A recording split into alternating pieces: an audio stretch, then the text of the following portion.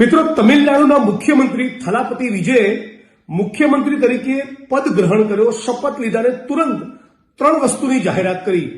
એક, 200 યુનિટ સુધીની વીજળી ફ્રી. તો આવી જાહેરાત ગુજરાતની સરકાર ગુજરાતની જનતા માટે કેમ ના કરી શકે? સવાલ નંબર 2, મુખ્યમંત્રી તમિલનાડુ થલાપતિ વિજયે બીજી પણ જાહેરાત કરી કે સ્પેશિયલ ટાસ્ક ફોર્સની રચના કરવામાં આવશે ડ્રગ્સના દૂષણને ખતમ કરવા. આપણા ગુજરાતના દરિયાકાંઠે 72,000 કરોડનું ડ્રગ્સ પકડાયું, અદાણીના પોર્ટ પરથી ડ્રગ્સ પકડાયું, ટોટલ 1.5 લાખ કરોડની આસપાસનું ડ્રગ્સ પકડાયું. છતાં આ ડ્રગ્સનો ઓર્ડર કોણ કરે છે, આનો મુખ્ય સૂત્રધાર અને માફિયા કોણ છે, આની જાણકારી મેળવવા માટે રાજ્યની સરકાર ગુજરાતમાં શું ટાસ્ક ફોર્સની રચના ન કરી શકે?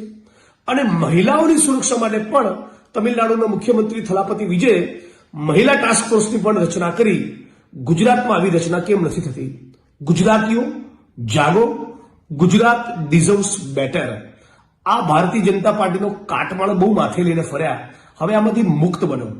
આપણે ગુજરાતી તરીકે આપણે વધારે બેટર વસ્તુની લાયકાત ધરાવીએ છીએ, પાત્રતા ધરાવીએ છીએ. ગુજરાતમાં જબરદસ્ત પોટેન્શિયલ છે. એટલે ગુજરાત ડિઝર્વ્સ બેટર આ કેમ્પેનમાં આપ તમામ લોકો જોડાઓ.